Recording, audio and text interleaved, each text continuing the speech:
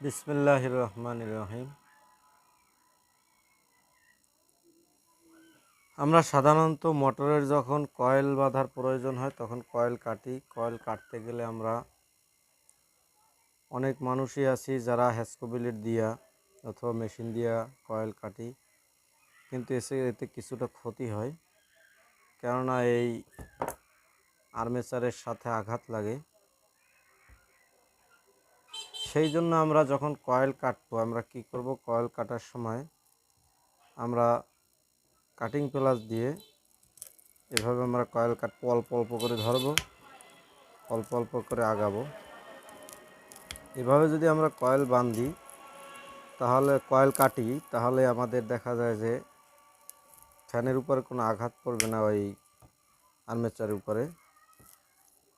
আর্মেচারের উপরে যদি আঘাত না পড়ে তাহলে দেখা যায় আর্মেচারটা বহুদিন টিকবে, ভালো টিকবে।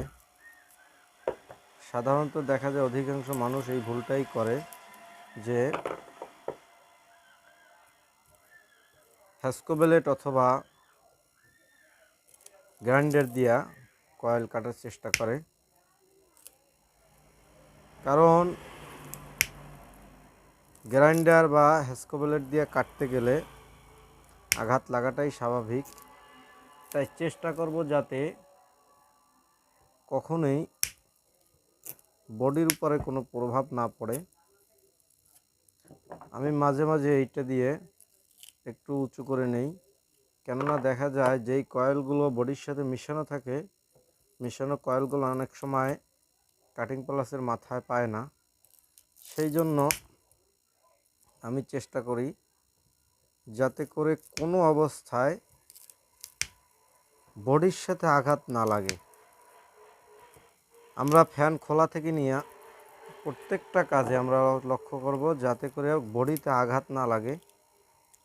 এখন বলতে পারেন যে ফ্যান খুলতে গেলে তো আঘাত দিতে হয়। মনে রাখবেন বডিতে কোনো আঘাত দেওয়া যাবে না। ফ্যান খোলার সময়ে নাটে হালকাভাবে আঘাত দিবেন।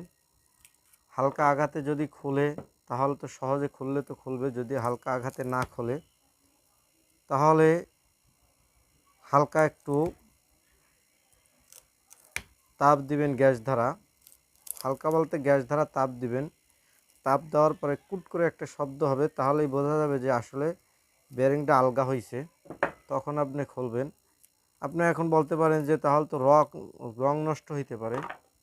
রং নষ্ট হওয়া এটা ক্ষতির কোনো কারণ না, কিন্তু রং নষ্ট হইলে রং করা যায়, কিন্তু একটা বডি যদি নষ্ট হয়ে যায় তাহলে ওই বডিটা আর কাজের উপযুক্ত